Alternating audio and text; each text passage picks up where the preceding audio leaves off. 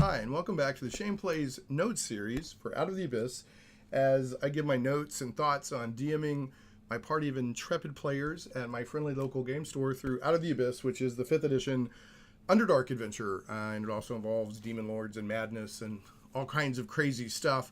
And it's been a heck of a lot of fun. So if you're a new viewer, this isn't a actual play. This is just kind of where I give my thoughts and kind of help people understand how to run it, tips on what you can expect and maybe some pitfalls to avoid or where to get certain information, that kind of thing. Also share my thoughts on role-playing and dungeon mastering as I do this. And I like to encourage participation through viewer feedback and that sort of thing. Now, if you're a returning viewer, you already know what it's all about, so thanks very much. You might notice I'm hoping that the video looks better. I've upgraded, and I don't have a headset on with a little boom mic. I've upgraded both my webcam, and I got a USB Yeti Blue mic, which I've been looking at for quite a while, and I had a lot of good reviews and stuff like that, so I'm trying it out. So I'm all no headphones. And there's still some tweaking I need to do, both on video quality and background noise. My computer is actually quite loud. So I'm working on levels and things like that to try to help compensate for that. And I have a new computer on the way, so that should be solved, before too long anyway. But please bear with me. I'm working to improve the quality, not just of the content, but also the presentation and the sound of the videos and that I'm doing and podcasts and that sort of thing. Now, I did a video last night just to kind of test out the new setup. There was an unboxing of the Dungeon Fantasy from GURPS box set. I had kickstarted that, so I kind of did a test, and I thought it came out fairly well.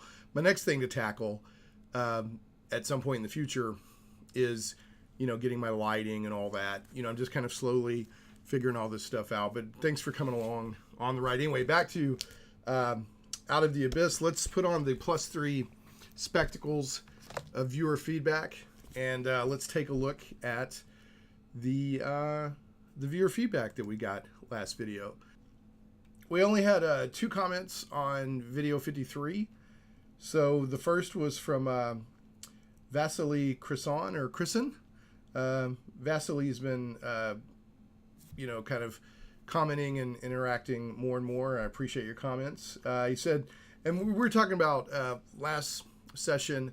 You had all these different factions and faction representatives and all this stuff to keep up with, and it can be a little bit of a challenge. So Vasily said if you play Adventure League, it makes this chapter a bit easier to grasp because all the factions are a very large part of Adventure League.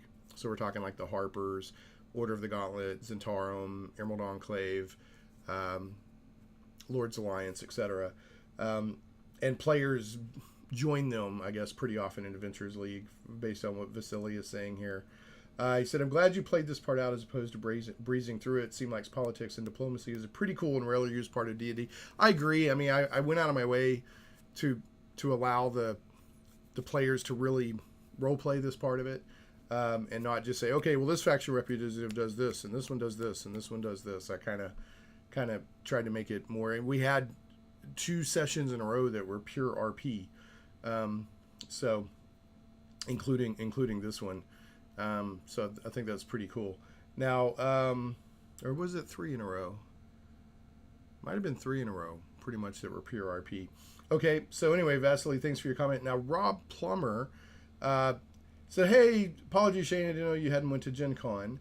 After the initial opening, it's not as bad. Still crowded, but doable. This was my 2nd year going. So, yeah, obviously no apologies needed, Rob. The spirit of my comments on the last video, I thought it was really cool that you were looking for me. I was just saying I actually usually don't go to the big cons, and I've always kind of wanted to, but now that I see all these pictures of how heaving, throbbing, packed they are, I'm not sure that I want to. But who knows? Yeah, and if I'm ever out and about, and this does happen on occasion at local cons and game stores and that sort of thing, if people see me and want to say hi, please feel free. I mean, that encourages me to show that, the reach that the videos are getting and that sort of thing. So I appreciate that. Believe it or not, that's it for viewer feedback. We usually have a longer viewer feedback segment, but not this time. So we'll go ahead and in viewer feedback here, kind of get into what happened last time and a few notes before that. So we'll get to that post haste. Okay, so first thing, a couple of videos ago, I had talked about trying to find a good communication method for all my players. Some of my players have Facebook, some don't. One player, believe it or not, doesn't have a mobile, not even just a smartphone, but a mobile phone. That's their choice. That's totally fine. None says they have to have one. But it made it kind of a challenge. I was trying to find ways to communicate with everybody because I was like doing text and then having to also send like a Facebook message or this, that, and the other. And I wanted to get everything kind of in one place. And one of the suggestions we had was Basecamp, which looked excellent, but I couldn't find a free version. So basically, a couple of sessions later, I talked with everybody at the beginning of last week's session. We had everybody together and kind of went over it again. And what we ended up deciding to do was there were one or two players, at least one, maybe two, that weren't really on Facebook. But they agreed to say, yeah, we'll get on Facebook. So we're just going to start a private Facebook group, and do it that way. And then what we agreed was once we get that going is at least once in between sessions, please check that, and hopefully not 5 minutes right before the next session. Because if I have stuff that I want to post that is important to the campaign or notes or reminders or questions or whatever, I'm going to put it there. And that way we have it all together and a record of everything, and we can add or remove people as we need. Now, obviously we're like, why didn't you just choose Facebook in the first place? Well, because at the time, not everybody was on Facebook. Believe it or not, there are people who are not on Facebook or who don't text a lot. There's still a wide range of people out there who do different things. But having said that, I'm totally happy with Facebook as the answer. It's easy, it's free, and it works well. And then I said if it's something super time sensitive, I'll send out a text message. But I didn't want to use text messages as the main, like on a phone, as the main method. One, because as people come in and out, and I've got to rebuild the group that I'm texting to and all that. And two, we don't have an ongoing record of everything because the text group keeps getting rebuilt. And then again, we have one player that doesn't even have a phone, so when I'm texting out, I also have to try to send them a Facebook message or call and leave them a message on their home phone or something. So anyway, in this day and age, it still can be a challenge. Like, how do we all want to communicate online? And I think my fallback method was if we didn't do that, then one of my players has his own forums, and we were probably just going to do a private forum there. So anyway, so that there you go. That all the fascinating tidbits that there are to the more mundane parts of being a DM. Oh, I finished viewer feedback, so I'm going to take off my +3 spectacles of viewer feedback. I think with this new setup that I have, it's not as bad. The reflections from the computers and everything. So I may go ahead and start leaving my glasses on. I don't know. But for this video, I'll go ahead and take them off just so there won't be any screen glare or reflection. So next thing I want to point out, I've been highlighting website resources that are very handy and helpful for running Out of the Abyss. And for this session, I really want to give a shout out to Elven Tower. I've mentioned them in the previous few videos, but they have a fantastic guide for running Out of the Abyss. And it was very handy for this session, has some very good notes and suggestions on how to handle this huge expeditionary force that the players are now in charge of. Because that could be a real nightmare if you don't do it. You don't want to run all those NPCs individually. And if you give them to the players to run, oh my goodness. I mean, there's just so much stuff to keep up with. So Elven Tower had some good tips. And also chapter 10 in the Out of the Abyss book kind of gives some good suggestions on that as well. So let's go ahead and talk about that. But Elven Tower, I can't stress it enough. And also there's a Facebook group. There's a private Facebook group. I think it's called Out of the Abyss DMs, and I've recently joined that, and that seems really helpful too. So if you're DMing or want to DM Out of the Abyss and you're not part of that Facebook group, go check it out. It's Out of the Abyss DMs, and it's not, you have to request to join and say why you want to join and all that. But, I just said, hey, I'm running the game, and I'd like all the help I can get, and they approved me, which I appreciate very much. And there's some files and other resources and some good discussion in there. So I definitely recommend that too. And one last thing I want to mention on Elven Tower, they have a PDF version that collects everything together on the DMs Guild.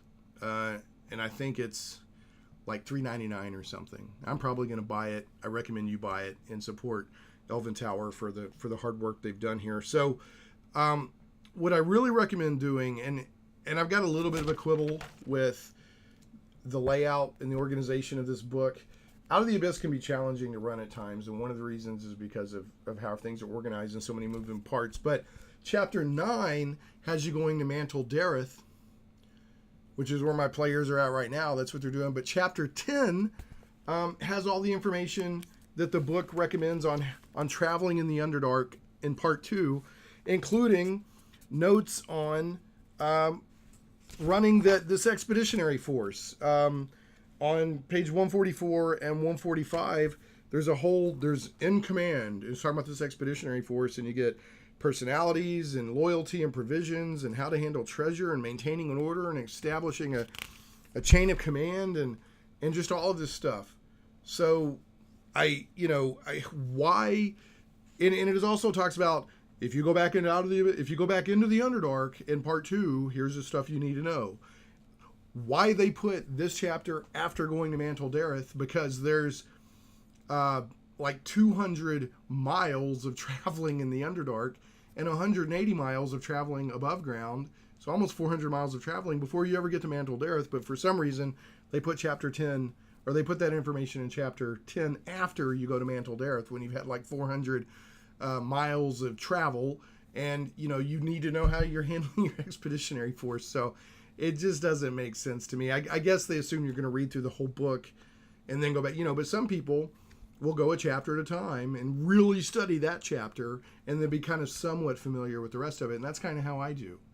I read through it, I scan through it, I get a sense of what's going to happen, the high points, and then I really study each chapter or each encounter or whatever in the, prepare for those sessions where I'm pretty sure that's going to happen. So that's a weird organization to me, but anyway, que sera, sera. So another thing I did to help with this was I actually, and I'll get it here in a second, and I put this on the Facebook group. I did a printout for my players of all of the different NPCs that they're taking with them. So I think this was pretty handy, and I've got a copy and they've got a copy.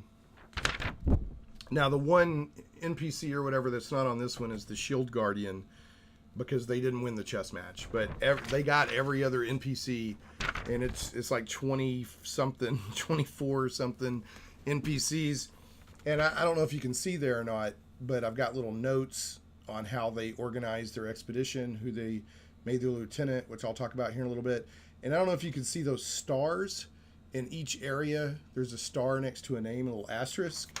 And that's, as we kind of role played along, these are members of each faction that seem to have stand out a little bit more or kind of interact with the players more, kind of as the leaders of the expedition. Because they asked me, do we see any standouts and that sort of thing, which is a good thing to ask. So I just kind of started doing that as we went along.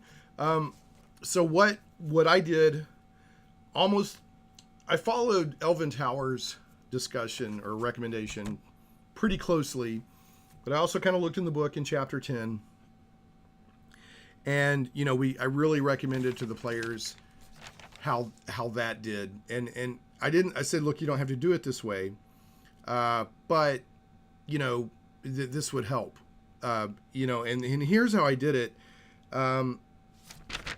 I did it sort of role-playing wise, so that they didn't feel like that just I as the DM was saying, here's how you're going to do it. And first of all, they didn't have to do the expedition the way I recommended. Okay?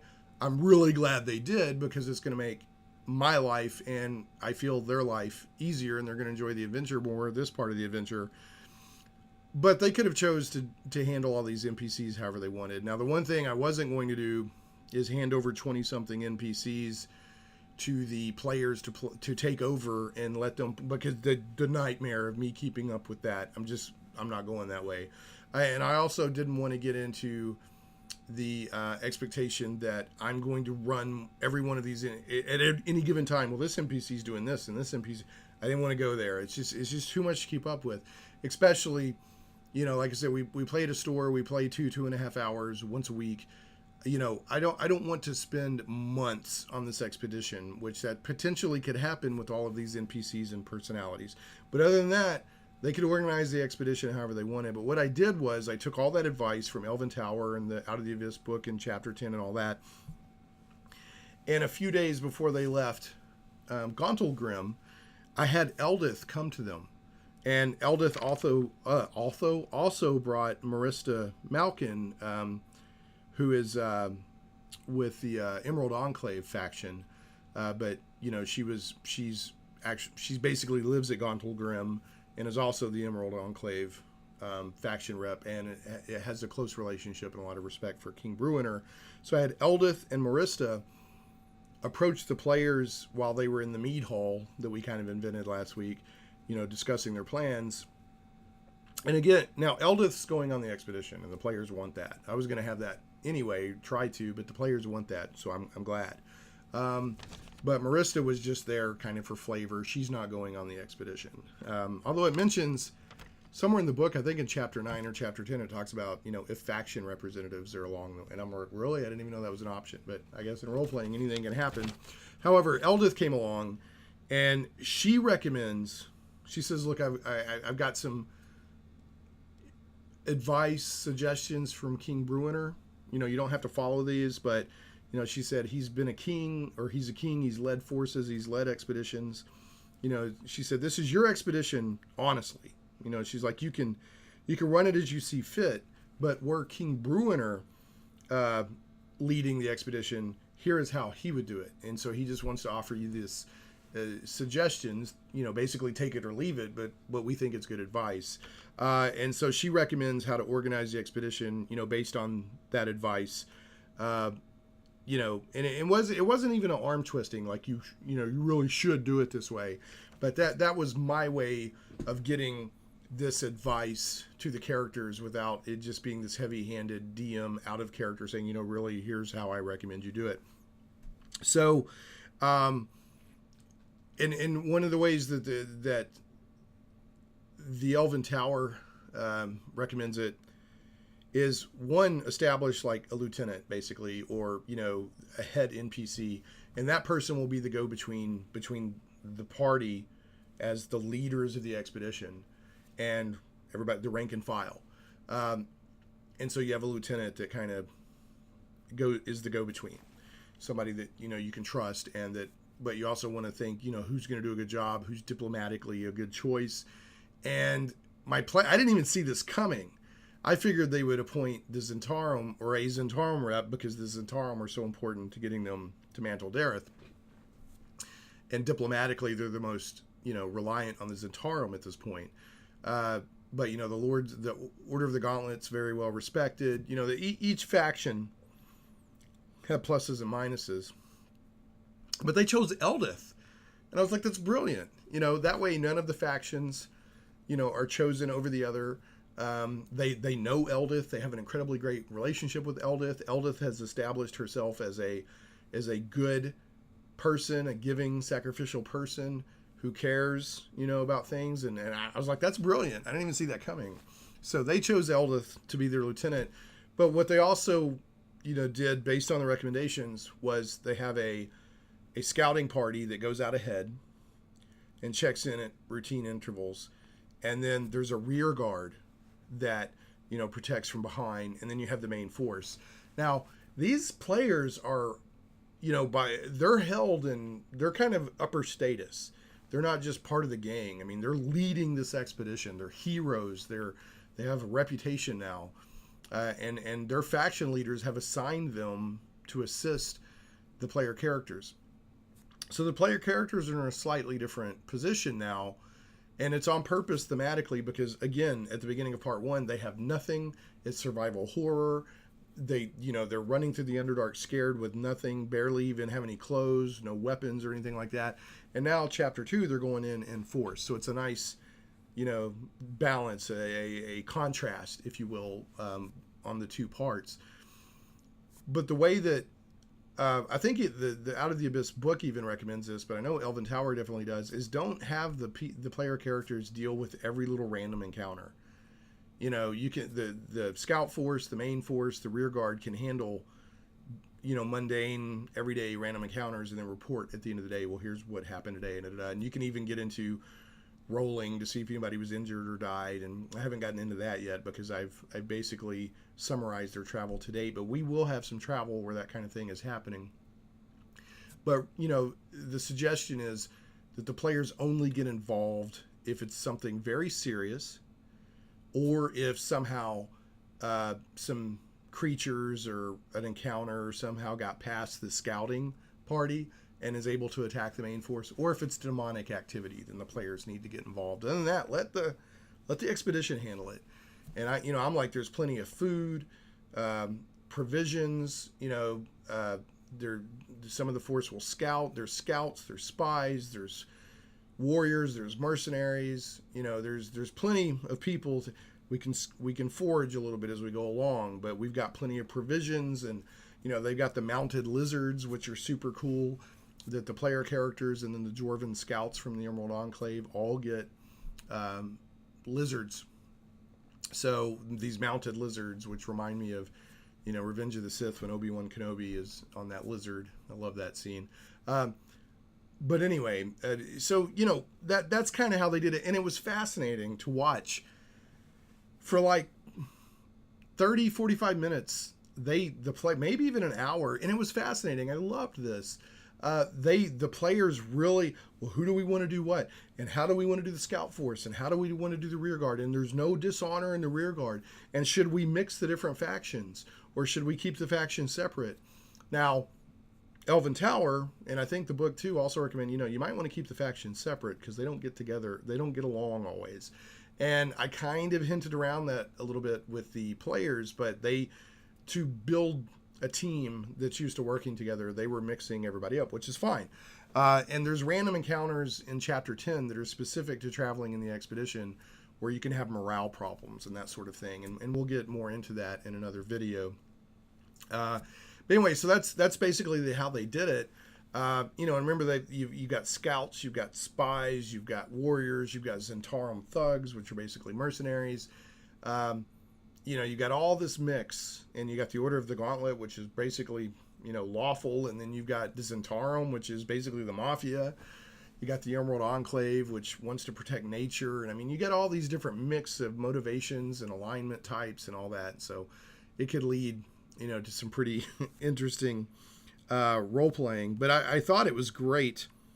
I thought it was fantastic that they appointed Eldith as the lieutenant. That was brilliant. Like I said, I hadn't even thought of that. Now, so once they get the expedition all sorted out and everything, they basically they have two travels, and I summarize these. If you want to do the mile by mile and random encounter, you go right ahead. I figured that there will be plenty of time for day by day travel and that kind of tension and drama later. I wanted to go ahead and get them to Mantol-Derith in one session. So they actually travel overland from the Gauntlgrym. The gates of Gauntlgrym are above ground in the Forgotten Realms, and they travel 180 miles east to a cave that the Zhentarim know that can lead them into the Underdark and to Mantol-Derith, which is like a trading port city among these different factions in the Underdark, which the players need to find somebody there who can get them access to Graven Hollow, which is this library of the stone giants, which they're hoping, King Bruenner's hoping that maybe you can find something there about this demon incursion and do something about it. So that's why they get to Mantol-Derith, which they need the Zhentarim because the Zhentarim's one of the factions that knows where it's at and can get you in because it's kind of a secretive trading post among these different factions. And it's become a new Zhentarim foothold. So the Zhentarim are very protective of it. It gives them an advantage in the Underdark to be there. So they go above ground. They went 180 miles, and east to I think it's like the Subric Hills, or I'd have to go look it up. And we looked that up at an average travel pace by the book. That's 24 miles per day. So it's 7.5 days. So about a week to get there. Now, once they get there, I had the sort of standout Zhentarim be Gorath Torn or Gorath Torn. No particular reason. It just sounded cool. So I said, that's going to be the guy, and he, the night before they were going to get there, he said, when we break camp in the morning, we're very close to where we need to be. Let me do the talking when we get there. And this is, I'm all ad-libbing it. He's like, let me do the talking when we get there. And they will probably see you before we see them, kind of thing. So, they broke camp, they headed in, and sure enough, before too long, there's 6 Zhentarim sentries with crossbows, just kind of, whoa, where'd they come from? With drawing down on the expedition. And Gorath is like, again, let me handle this. And he goes up and he talks with them and everything. And the weapons don't go away, but he sees tension kind of go at him and the weapons go down. Now, what's funny is one of my players likes to make maps. The character does. And he has established this since way back from the very beginning of Out of the Abyss. Maps all the time, And, so he's like, so he's secretly trying to make a map. And the Zhentarim made it really clear that, you're here basically because we're allowing you to be here. This, you never share any of this. You've made an agreement with the Zhentarim, but make no mistake, this is our, secret, if you will. This is our turf. This is our route. This is ours. And don't be talking about this. Don't be, running around sharing our secrets, or bad things will happen, even though we have a friendly relationship right now. It made that really clear on more than one occasion, and restated that again before they got to this cave, like the night before. So, of course, this one character is like trying to draw a secret. And I said, well, give me a deception check. And then I gave the Zhentarim a spy check or perception check. And Gorath noticed it, and he just walked back, and he's like, took it, and he's like, really? Really? And he kind of tore it up and everything and kept going, and the player was like, but I kind of played off like it's serious, but, it's kind of like you're getting a pass on this one because, Gorath was like, really? Because Gorath at this point has just vouched for everybody. These are the people that I'm supposed to bring to you. Our mistress has arranged all this. Everything's cool. And then he goes walking down back into the expedition, and there's, the guy. So, like, he's got some face to save, too. He's like, really? So he takes it and rips it, and he's like, and they keep going. So I thought that was a nice little role-playing moment. Now, one thing I want to mention, because I don't want to forget to mention it, is, if your players are constantly wanting to use these NPCs of this expedition to do all their work for them, and I had my NPCs bring this up at the end of this most recent session to kind of forestall this sort of thing, was, the different, factions that are with them, people kind of, are like, how are we going to, if we find treasure, how are we going to handle this? Because it's kind of a unwritten rule that, we get loot too. To kind of put that into the players' heads that, these guys, they're on the adventure too. And if they do all the work, but you take all the magic or whatever, that's probably not going to go real well. So, there you go. So I kind of worked that anyway. Anyway, they go into the Underdark, and they go into this cave, 180 miles east of Gauntlgrym. And once they do, they're back in the Underdark proper. When they were in Gauntlgrym, they were kind of in the Underdark, but they were within keep, the fortress, the castle, the underground fortress. They never really ventured out into the Underdark, but they're back in the Underdark now, and they have a 200-mile journey, which the Zhentarim are purposefully not leading them on the most direct route. They're protecting their secrets, but they have a 200-mile in the Underdark journey to get to Mantol-Derith. And again, we look at calculate that, and a normal pace in the Underdark is 6 miles is your normal pace. So 200 miles, that's 33.3 days. So it's basically a month. And we just kind of montaged it, summarized it, but that's when I we kind of said, so you're getting to know these NPCs better and the standout, not exactly leaders, but, the more standout individuals within each faction that are with you. You guys are getting to know each other. You're becoming friendly. You are becoming sort of that team that you want to be. And I said, you do have encounters. I said, but it's pretty routine stuff, and the expedition handles the minor stuff, but you do, it's the Underdark, so there's monsters attacking, and orc this and raider that and rocktopus that, and just all kinds of, it's the Underdark, fire beetles, whatever. That kind of stuff. So, and as we keep going, when I'm not summarizing travel, but we have a little bit of day-by-day travel, then I will use the random encounters that are in Chapter 10 that are more tailored for this expedition. But we just kind of narrated it and summarized it. So, right before they get to Mantol-Derith, Gorath again kind of briefs the players on how Mantol-Derith works. And how Mantol-Derith works is, let me find it here for you.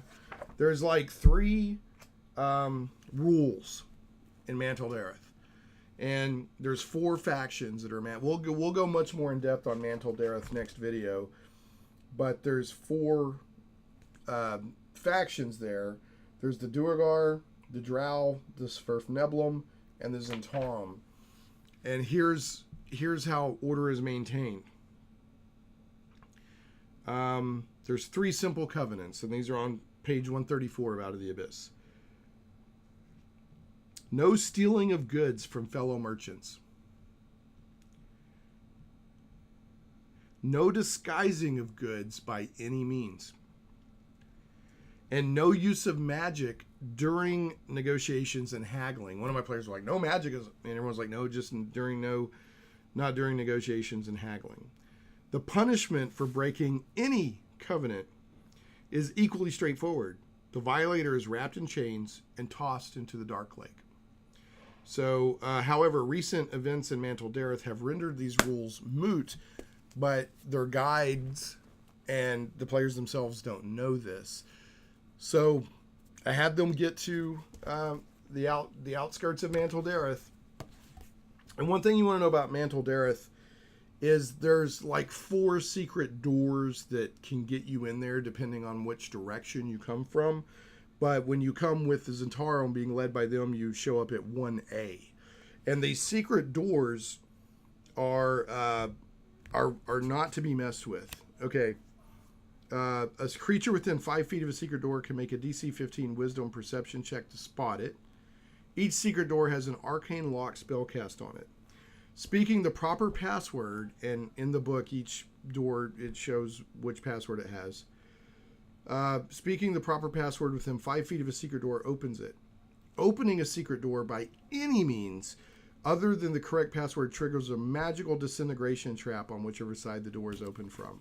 Each creature in the 20-foot square area directly in front of the secret door must succeed on a DC 15 dexterity saving throw or take 10d10 or an average of 55 force damage on a failed save, or half as much on a successful one. A creature reduced to 0 hit points by this trap is disintegrated, leaving only its possessions behind. So again, the Zhentarim warn them, don't mess with these doors. Really, like they're really, for your own good, don't mess with these doors. I had players asking, well, can I figure out how it works and this and that and the other? And luckily none of them tried to get too frisky with it. But there's 3 other doors they could possibly mess with, and the for 1A, the password, which the Zhentarim just kind of went up and whispered it,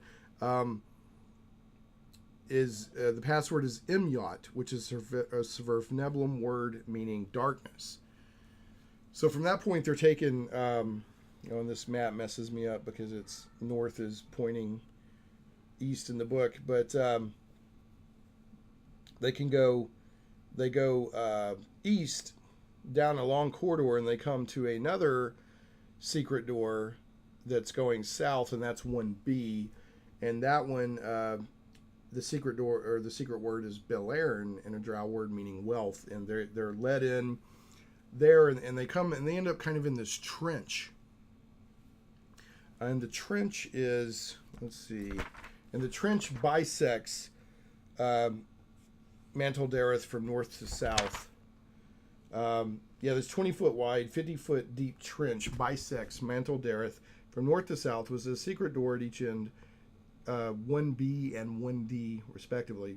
A shattered platform of crystal sits in the middle of the trench, an old magic device once used to lift caravans up into the main cavern of the outpost and back down into the trench, and now lies broken, its magic spent. The Duergar and the Drow collaborated to replace the crystal lift with a system of 4 mechanical lifts, 2 on each side of the shattered platform. These lifts use magic to power their winches and lighten the loads on the lifts. Each lift is designed for easy use and can be operated as an action simply by pulling a lever. So they get these 4 little platforms, lead them up, and the trench's walls sport numerous handholds and can be climbed with a successful DC 10 strength athletics check. So what has happened, and we'll get more into this in the next video, Mantol-Derith has gone to heck to the influence of the demon lords, and specifically a demon lord called, and I'm probably going to say this wrong, Fraz or Blue. Things have gone crazy. So, and this is, how things are in Out of the Abyss. You show up places and they've just gone nuts. The rules have changed. So what happens is, and here's where I ended it, they came up on I had them use the lifts that brought them up on the east side, because that's where the initial action happens. And this is what they see, and this is where we ended. It says the trench bisects an enormous cavern, and this is number 3. This is section 3 in Mantol-Derith on page 136. The trench bisects an enormous cavern with a 30-foot high ceiling supported by naturally formed stone columns. Continual flame spells cast on stone lampposts reflect off crystals embedded in the walls and ceiling, illuminating myriad fountains, waterfalls, streams, and pools. Water drips from stalactites onto leather tarps, covering clusters of merchant stalls west and east of the trench. Beyond these marketplaces are well-tended gardens of mold and fungi, crystal walkways, and stone bridges. The tranquil beauty of Mantol-Derith is undone by sounds of combat to the northeast, where you hear the thunderous boom of metal against stone and see panic Sverfneblum running from 8-foot-tall Duergar. And all of the, I also mentioned to him all of the trading posts and tents and stalls seem unused and closed up. And that's where I ended things right there. I said you got some Sverfneblum running, and you've got Duergar who have enlarged themselves chasing after them, and you hear a battle coming. So that's exactly where we ended. And I said the Zhentarim, let me mention, we left the vast majority of the expedition outside of Mantol-Derith. The Zhentarim, you're not bringing that whole force in here. This is a carefully balanced, and it can get tense, if balance isn't maintained. Somebody thinks that, another faction's coming in force or something like that. So the expedition's basically, outside of Mantol-Derith in the Underdark. And the player characters, a couple of the Zhentarims, including Gorath and Eldith, are basically who's in Mantol-Derith. So I forgot to mention that. You don't want to be bringing 30, 40 people and say, here we are in your secret outpost. So also, I don't want them all in there. I don't want the expedition doing all the heavy lifting for traveling and all that. Cool. For actual encounters and problem solving and all that inside outposts and towns and whatever, you know, I don't want the expedition to be the crowbar, you know, for the players doing everything. And they're not trying to do it that way. They didn't even, you know, they were like, fine, yeah, that makes sense. We'll leave them out. But I'm just saying, you know, the expedition is cool for what it's there for. But I think it'd be kind of weird to be marching in all these different towns with, you know, this huge group of people.